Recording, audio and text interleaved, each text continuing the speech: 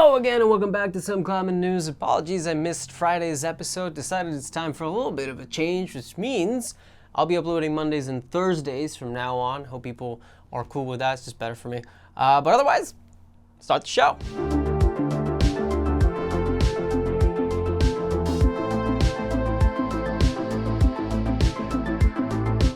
And starting us off today, man, gigantic freaking news from last week out of Arco, Italy, as Yannick Flohé became the fourth person to send Excalibur 9b+ 515C. He apparently did this thing last month, but was, as Captain Jack Sparrow would say, waiting for the opportune moment. A moment which, coincidentally, is not the same for me, because by the time people see this, well, everyone and their mother is going to know about this send, but, we can't all have nice things, especially me, apparently. Yannick Flohé has rapitude me, of course.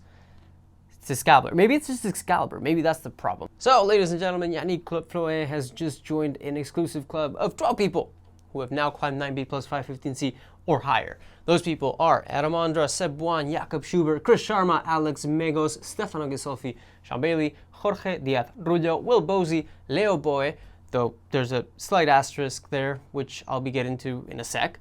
Yannick Flohé, of course, and last but absolutely not least, Brooke freaking Rabatu.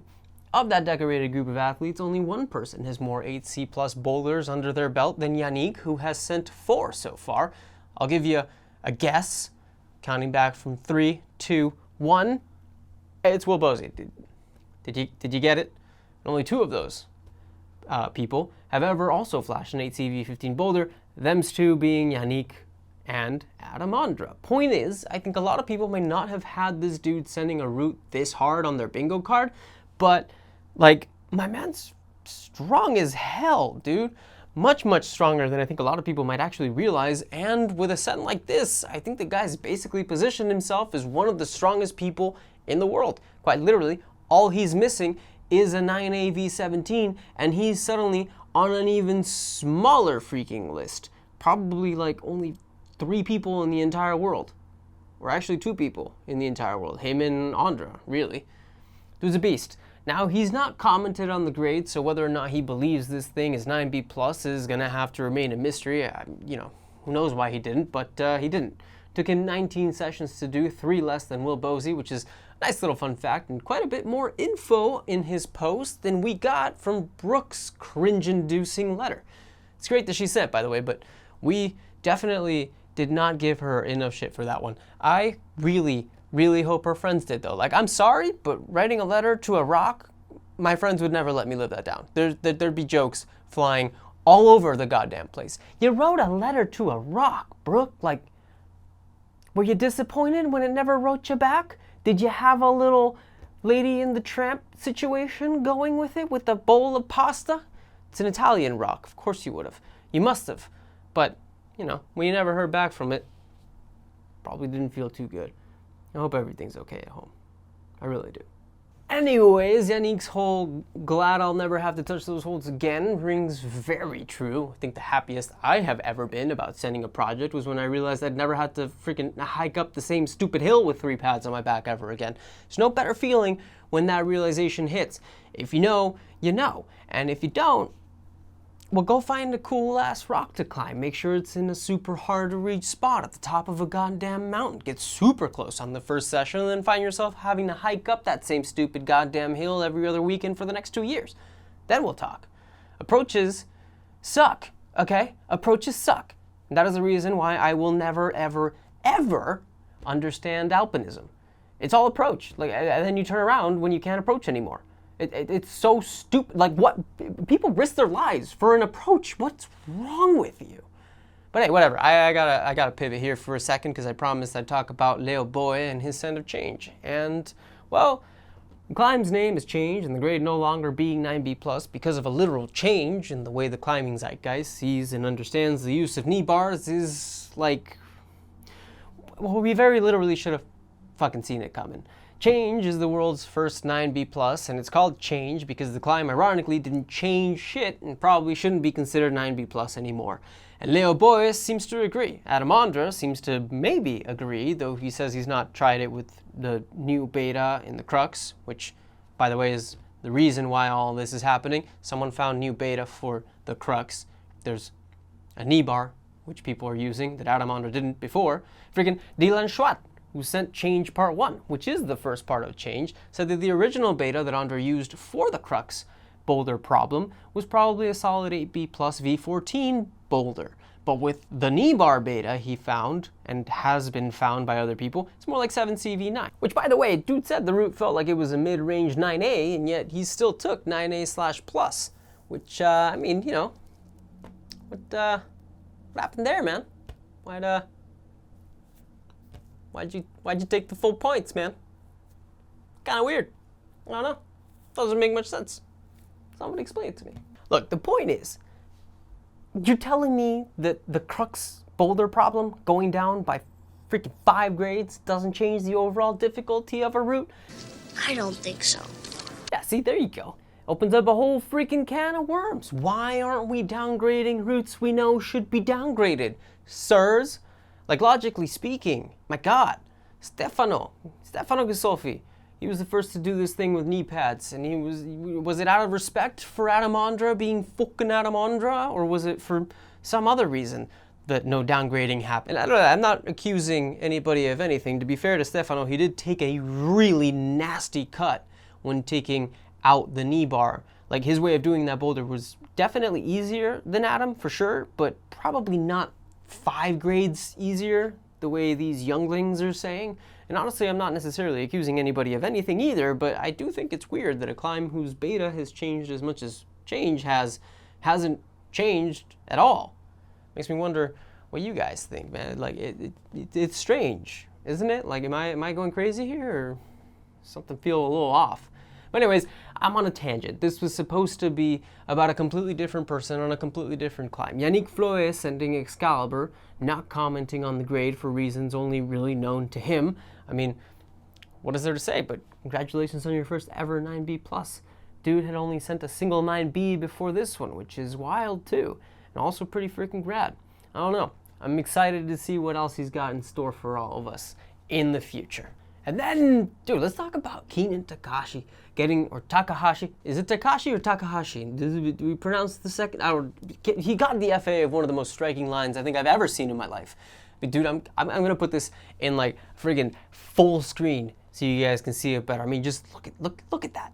It's big, it's powerful, it's majestic. Dare I say, it's almost as magnificent as Keenan's mustache. So this thing is in Yosemite, and with this line, I think Keenan's just put up one of the most incredible boulders in the valley, end of his career. Honestly, like I'm freaking speechless, man. It's perfect. Like I said, it's tall, it's hard, absolutely beautiful arête, like a miraculously perfect freaking landing, thanks to what I can only assume is a riverbed. So we're talking nice soft sand under those pads, probably. I mean, there's a river in the background, I think. I'm pretty sure it looks like, if you really zoom in on a certain part of it. Like, can someone explain what the hell it is about bouldering next to rivers that automatically just adds to the coolness factor? Am I the only one that thinks that way? I don't know, maybe. Possibly, let me know in the comments. Am I crazy for thinking that? Like, that it immediately just adds stars? Dude says he spent 9 years looking at this thing, Keenan did, by the way, deciding whether he wanted to try it or if it even was worth doing so, and ultimately ended up devoting a total of 9 sessions to this thing. Freaking proud-ass line, man. Big move at the top, too, which is ballsy, to say the least. Looks like he cuts feet and everything. I don't know, man. I don't think I'd be able to do that. Is there anything to add? Probably just one thing, generally speaking. Not that big of a fan of the anti-grav video style. That does the skateboarding thing a little too much. Keenan said a video will be coming out of this at some point in September, so really all I can say is, Keenan, man, if you're watching this, please make something similar to the gold standard video, which, by the way, I'm going to be linking in the comments. A boulder like this deserves, like, crisp 4K. Also, he gave it 8b+ V14 for anyone wanting another grade, but that shouldn't really matter, honestly, with something like this. It's such a beautiful looking line. And then, man, we got good news and bad news out of Pennsylvania, as Noah Wheeler's gotten the FA of Jorogumo in Mount Haycock. Pretty sure I pronounced that correctly. If I didn't, my bad. Kind of a cool name, given that this is the sit start to a climb called Orb Weaver, which is a type of spider, and the Jorogumo is a creature from Japanese folklore That's like a woman that can turn itself into a spider, or kind of like a vice versa sort of situation. Spider turns itself into a woman. It's a dope name is what I'm trying to say. It's kind of cool. Anyways, what can we say about this climb? Well, as Noah is one to specialize in, it looks like this boulder is at least somewhat of a board climb kind of situation. It's very 2D. There's a 2-year-old wheel rock video of Ben Wheeler trying it and getting just absolutely wrecked on it. No offense to Ben Wheeler. That I will link up here or down here, wherever, if you want to check that out. And yeah, man, the holds are incredibly small. I mean, just look at that shit. It's awful. God only knows how the hell Noah managed to do this thing with his skin issues and all that. Shit must have been an absolute freaking bloodbath, honestly. I'm surprised the guy's still walking around. I don't know. One single V8 intro move into a single V12-13 move, meaning this hold, particularly this one, is what Noah is throwing to and cutting feet on, which is just both disgusting and nuts. Speaking of which, that's the bad news. Not, anything to do with disgusting nuts, but rather the fact that it seems Noah's injured a pulley, which is a disgustingly nutty thing to have to happen to one of the world's strongest climbers. Seems the injury happened a couple of days after his send. This particular send might have been the reason for said pulley injury, but yeah, man, that's a freaking bummer, dude. Injuries like those are the absolute worst. Full rupture can sideline you for literal months. So here's very much hoping that Noah recovers well and as quickly as possible. I'm honestly, man, yeah, this sucks, dude. I'm so stoked to see what else he's got in store for us, man. And like, this is, I don't know, just pulley injuries they're the worst. Next, Stock Mellow putting the copy paste of the Real Rock business model into effect and announcing a little film tour, while at the same time being extremely on brand as Mellow, and that they're saying absolutely fucking nothing at all, leaving people like me to speculate a ton and end up looking like a total ass when I inevitably get everything wrong. Fuck you, Mellow. Fuck you. But no, okay. Okay, so obviously this thing is going to be premiering in the climbing capital of the United States. Where else but Boulder, freaking Colorado? It's in the name, right? Like, duh. First show is going to be February 27th at the Boulder Theater, and then we know nothing else. Because of course we don't. I'm just kidding. We kind of do. Just, you got to go on mellowclimbing.com to find all the info. There you go. Now you don't have to. Here's a photo for anyone interested in going or whatever. You got dates. You're welcome. Now, on to what I do know and can say. There will be 4 films on the tour. Presumably, this will be the premiere of Brooke Rabitu's send of Excalibur. No telling whether or not we will be getting any inside footage to her writing her letter, because I'm sure that she spent a lot of time on it. Sean Bailey's send of either that big proj that he's been keeping under wraps, terribly so, it's not a secret at all, or Rival of the Birds, or both. And then there's Connor Herson, who knows what kind of fucking shenanigans he's been up to in Yosemite. I'm assuming probably something ridiculous on El Cap, like his send of the nose that he did in like, 9 hours or something. And then finally, pretty interesting one that I'm very much looking forward to, Jackson Marvel and Matt Cornell apparently taking Sean Rabitu and Nathaniel Coleman totally out of their element and into the Alaskan Alpine for an approach. They're just going to be approaching for a while. It's going to keep approach away. Honestly, all sounds really interesting. Sounds like films I cannot wait to watch, especially Sean Bailey's. I think there's been a ton of secrecy around whatever he's been up to, and being able to finally break that bit of news, put all the rumors to rest and all that would be pretty freaking sick. Although, secrecy. I don't know. Anyways, and then we gotta talk Allison Vest. Strongest fingers in the game, or at least some of the strongest fingers, whatever. Now, I'm not super sure I reported this one. It's a send from back in November that she recently posted about on the gram. I don't even really know if she reported this send already. But either way, honestly, who cares? Allison Vest just posted about having sent a boulder called Eclipse Sit. It's an 8BV13 that's somewhere out in Utah. And yeah, man, it's a really weird and techy looking boulder. Pretty much the exact opposite of what I personally would call my style. Honestly, I see that thing and not happening for me. Like ever.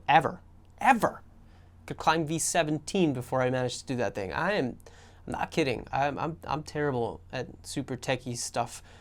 Still have flashbacks of Fontainebleau. Anyways, huge props to Allison for this send. If my sources are correct, this is her 15th 8bv13 bowler ever, third within the span of a bit of over a month. She managed to send 2 others, Cyber Bully and Reflecting Pool. So signs are pointing towards an upping of the levels. It will be cool to see what she gets on next for sure. Is it going to be another 8B plus V14? Who knows? Is it an 8C? I don't know. I hope it's both. Because why not, man? Fucking go send. Go crush. And then we got another big send, this time Melina Costanza, fresh out of an epic time at the World Championships, where she surprised everyone by coming in 3rd. She's just sent the climb Iron Resolution in Joshua Tree. So what can we say about this thing? Well, first of all, it was also done by Katie Lamb at around the same time as Melina. Second of all, people have been starting to say that the climb in question is more V12-ish than V13-ish. However, Melina seems to disagree, stating that her short stature makes it so she has to jump to a crimp that most people can just reach. And to that, all I can say is, well, what other excuses you got, Melina? Are your arms shorter too? Fingers can't fit into the crimps that well? Shoes a little too old? So it's...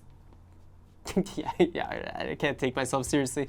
Okay, look, different climbs are going to feel different to different people. If she thinks that this thing felt harder than any other 13 she's done, obviously she must be believed. She's got the credentials for it. Take that 13, dude. Jump into that crimp is a fucked up thing to have to do.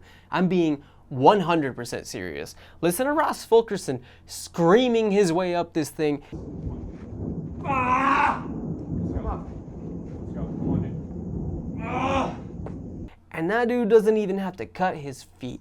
It's J-Tree, okay? That place is nuts. It's like super famous for being incredibly ridiculously sandbagged.